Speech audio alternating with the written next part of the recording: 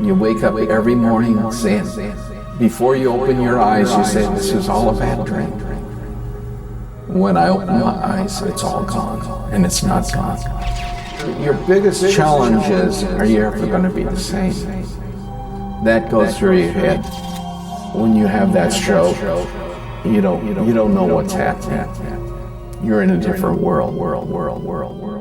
I didn't know when, where, how, but I was determined to get better. And I said, if I ever got better, I would try to help other people get better.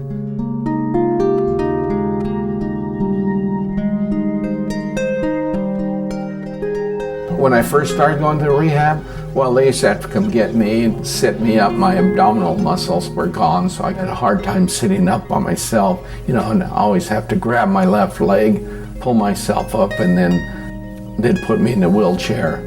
I could hardly wait till someone came and got me to take me to rehab. I mean, I want to get back to the same. It took me 8 months to move my finger. Sweat pouring down me, not moving. Tomorrow it'll move. The next day it's going to move, and one day it did move. 12 months to lift a foot in order to walk without the brace. But you don't know those things are going to come, but you're hoping they do. You live with a lot of hope. And you live with a lot of anguish because you get mad. I was very upset that I could not move. That my right side was all shut down and I couldn't talk. Words wouldn't come out. Lovely Susan, the nurse, I made her sing with me every night. That's amore. Used to drive her crazy. She'd come in, okay, let's sing, and we'd sing, when the moon hits your eye. And, of course, Maya would go, and we'd laugh, and then we'd sing, and every night she had to come in. This is my reward, knowing I made a difference in your life, okay? You're my angel. Oh, I tell everyone about you. You're my angel. Thank you. Okay. Thank you, Bill. Yeah, caregiver gives you a lot of encouragement, and they're good friends, and they play an important part, because if you're alone with a stroke, you're really alone. You don't want people to see you. When my friends would come up to see me, I'd cry afterwards because I didn't want them to see me. And what saved me was, playing racquetball and paddleball all those years, that I had the fortitude to go work out. I worked out every day for 1,000 straight days, no day off. So that's when I hired Joy, and she was invaluable. Well, I tell you, she used to work me out. I used to cry for mercy. The people at Sharp here were just incredible. I love all of them. You guys should be getting this award, not me. Bill and I kind of got a bond while he was here.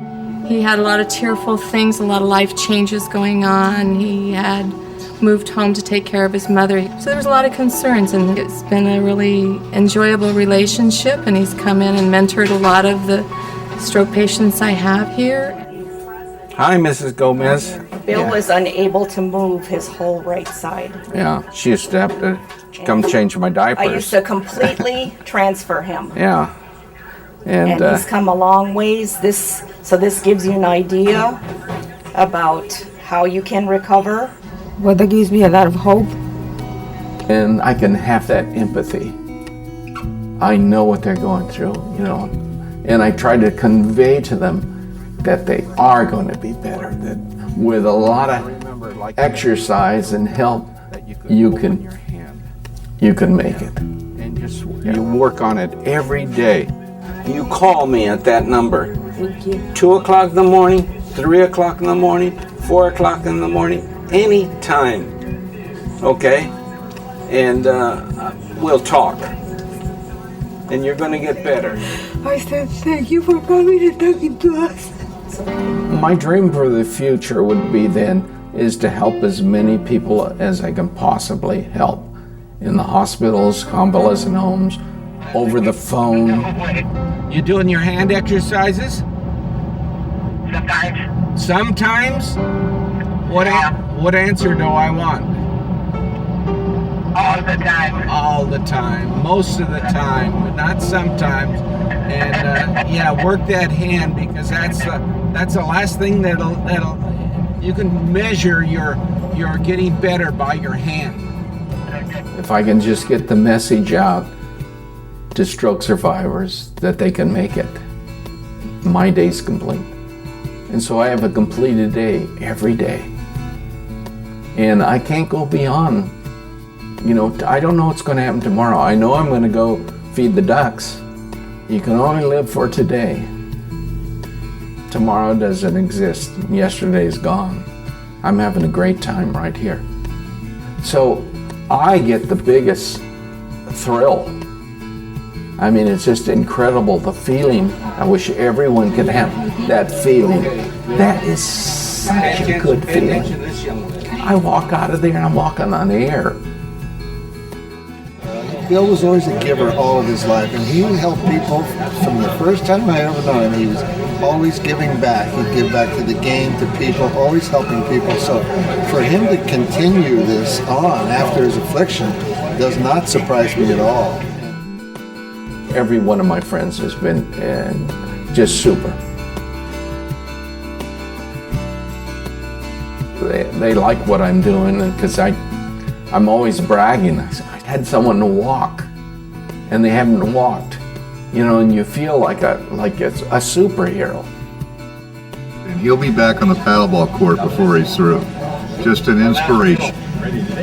And when I was offered a job, I looked at my white shirts and my ties, all my Armani suits. I can start wearing them again. And I got thinking, do I want to go back in the corporate world, or do I want to go feed my ducks out of the lake and go to the hospital and have that great feeling? No money. It was an easy choice. It's the best I've felt in my entire life. Okay, which foot is it? Okay, good foot goes to heaven, bad foot goes to hell. If I can just help out one person, I feel that I'm doing my job. But I found out I can help more than one person. And I can help out more than 2 and 3 and 4. So that's kind of my mission in life now, besides feeding the ducks. That's amore. Bells will ring, ring-a-ling-a-ling, and you'll sing Pizza Bella. Hearts will play, lucky fella. The hearts will play, tippy-tippy-tay.